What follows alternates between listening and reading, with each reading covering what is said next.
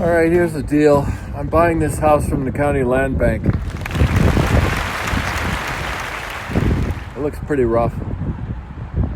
I'm not paying much, but I might be overpaying anyway. I don't know. It actually presents pretty well from the street. Take a look.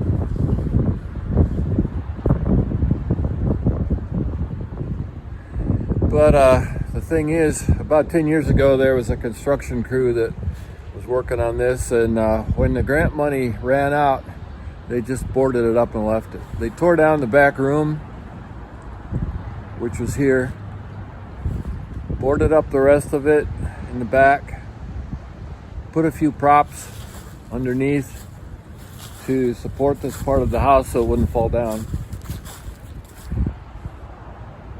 So I know I need to get a roof on first thing. This house is in sort of a cross shape.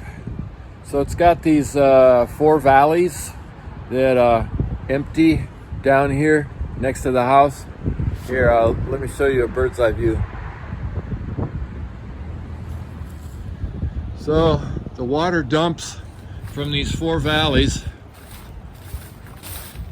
and then the frost action gets going in the wintertime and knocks down the stone wall supporting it. So I've got to get down in there and build some supports. Right now, this part of the house is sagging about 4 inches. So the first thing I have to do, before getting a roof on, is straighten the house and support that area right there. I'm gonna go down in there and put another temporary support post and then build a cement pylon.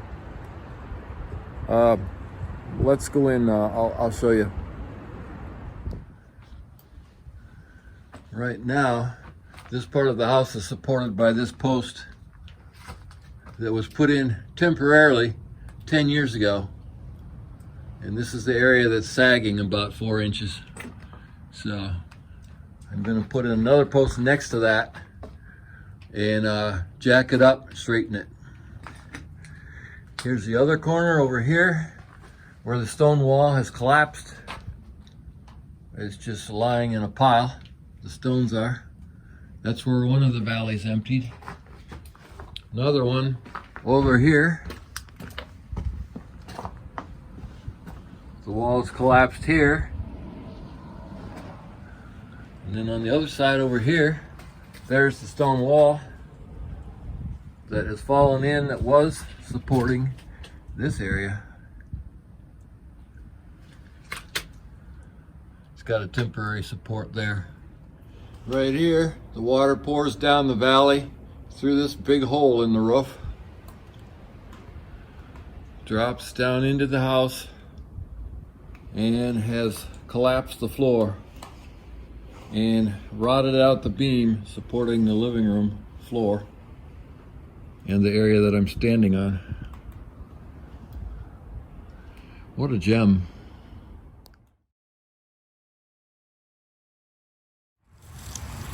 I have started taking the sheathing off the windows. It was put there 10 years ago to board up the house. I'm seeing that wavy glass. Cool.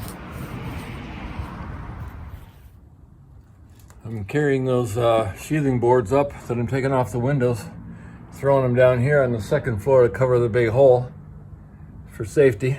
Keep somebody from stepping there and falling through.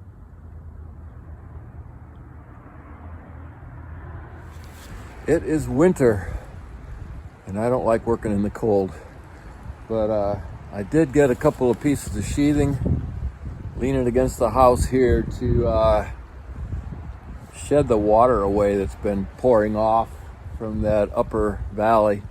And I've been working down below in the basement, building masonry pylons to support that part of the house that's been sagging since the stone foundation wall caved in. Went up into the rafters in this one spot where the roof has been had a big hole in it, and put some plastic there so the area inside can start drying out. And now I'm pretty much just gonna sit and wait for spring. I know what you're thinking. Why? Why would anybody try to do anything with this house? Let me tell you, I thought about that hard and long, but I have a lot of good reasons to do it. One is, like the proverbial mountain. Why does anybody climb a mountain? Because it's there? Well, okay, because this house is here. There's my house across the street. So, location. There's reason number one. Reason number two, this house needs my attention. It's calling out to me. Every time I look out the window at my house across the street, it's like, man, my fingers itch to come over here and get started doing something with this house. And it's just been pulling all of our property values down. It's in such bad shape. And it's in a historic neighborhood. You can get a house demolished, but it's there's a long legal rigmarole to do it. So the house needs attention. Number three, the activity is good for me, both physically and mentally.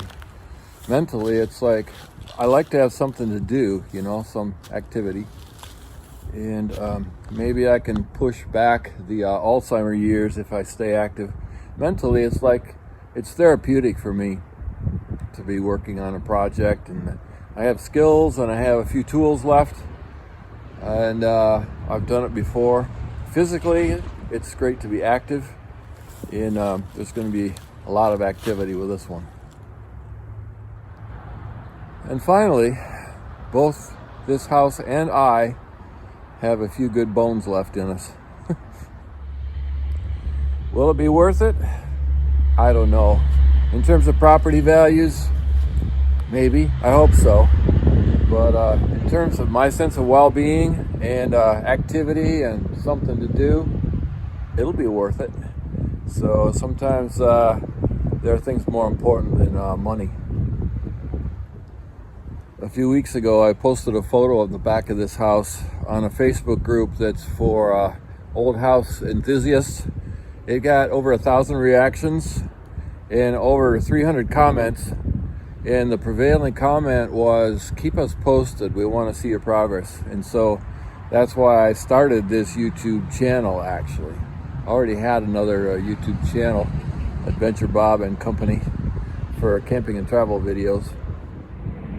I have the support of most of my neighbors, many of whom own property in this historic neighborhood. And they're anxious to see something done with this house. There are a few, of course, and I know some of you are thinking, it's not worth it. Come on. I had a neighbor that came over, and I told him I was going to renovate this house, and he laughed, and then he looked at me and saw I was serious.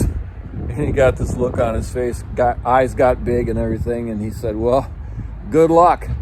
And he turned and walked away laughing uproariously. So, yeah, I know. The second most popular comment on that Facebook thread was bulldozer. Yeah, a lot of people thought I should just bulldoze it. Follow along and we'll see what happens.